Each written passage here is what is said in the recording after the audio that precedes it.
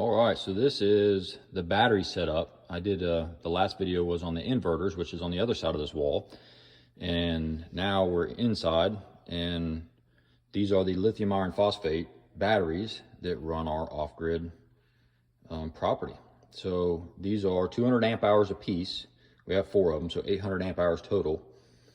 And what we've done is we've got each one run to a bus bar on the gray on the left there, and then the white one on the right. Those are covered up, but those are pure, solid copper bus bars with 2-aught, basically battery welding cable, I guess, going from the battery terminals to the bus bars, and then 4-aught coming off the hot, and then the main negative, main positive that are coming off those bus bars are 4-aught welding cable. And then here you'll see that's a 400 amp fuse.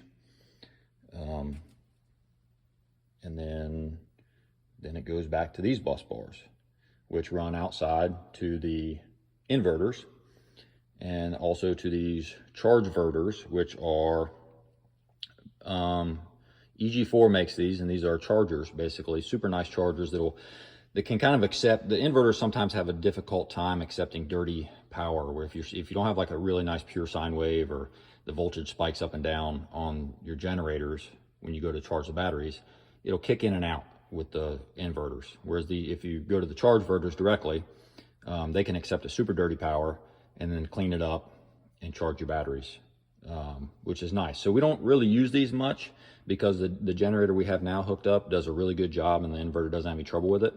But if we were to go to a portable, if for some reason we need to run off a portable generator, they're more prone to have difficulty with the output, with kind of some dirty output. So that helps a lot. We've got 2 of those, and then they run to the bus bars back there in the back, that go again to the batteries. And you'll see that's a Serbo GX. That's a Victron piece of equipment, and that lets us monitor through that smart shunt connects to that, and that lets us monitor battery capacity, things like that. It also lets us control the generator through the 2-wire start of that. So we have I try and build redundancy into everything we have, whether it be the chargers or 2-wire start for the generator, or monitoring, because you can also monitor through the Solarcs as well, through Wi-Fi. But it just gives us some redundancy and also some control of, and there are much more features that we don't use that it's capable of, but we mainly use it for monitoring and for 2-wire start of the generator as a backup 2-wire start. And these are the transfer switches. You'll see that one is the charger, so we can switch between the inverters out there to charge the batteries, or the charge verters. That's just a breaker, just a kind of like a interlock, just on the kind of old school interlock switch. And then this one is the generator transfer switch. So if for some reason the Cat diesel was down, I could plug into that, plug a portable generator into the inlet outside that I showed you when we were looking at the inverters, and same thing, just interlock. And so we can switch between what generators we use to charge the batteries. So that's pretty much it. I think these batteries have been great. We've had these for, looks like since 2019. They've done super good. That's 800 amp hours, and it runs the entire prop. We have this 40 by 60 shop, and then our probably 1,200 square foot cabin, the boiler outside.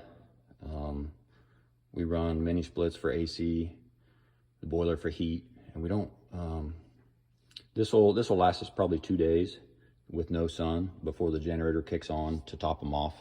We've got it set to where the generator will kick on when they're at 20%, and then top the batteries off, and then kick back off. And it's been working great. Through the winter time, December is really the worst month for sun for us here. We're in Ohio, so the generator will run quite a bit in December. Weekly probably. It all depends. We have good years and bad years. But other than that, really from, March through October, the generator probably doesn't run but a handful of times. So it works really well. This is, I didn't mention earlier, but this is what do we have? Probably 24 kW of panels now. We've added some, but I think now we have 24 kW and they're all on the roof of this shop. And I'll show you that, do another video to show you that, just kind of the panels. It's a metal roof and there's rails. We put rails, their own rails, and did it all ourselves, super easy. That was really, really easy. Just getting the panels on the roof was the hard part.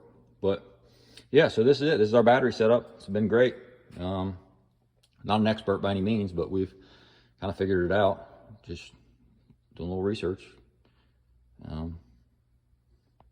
Probably not up to code by any means, but we try and be as safe as we can, and this has worked well for us. If you got any questions, just leave it in a comment.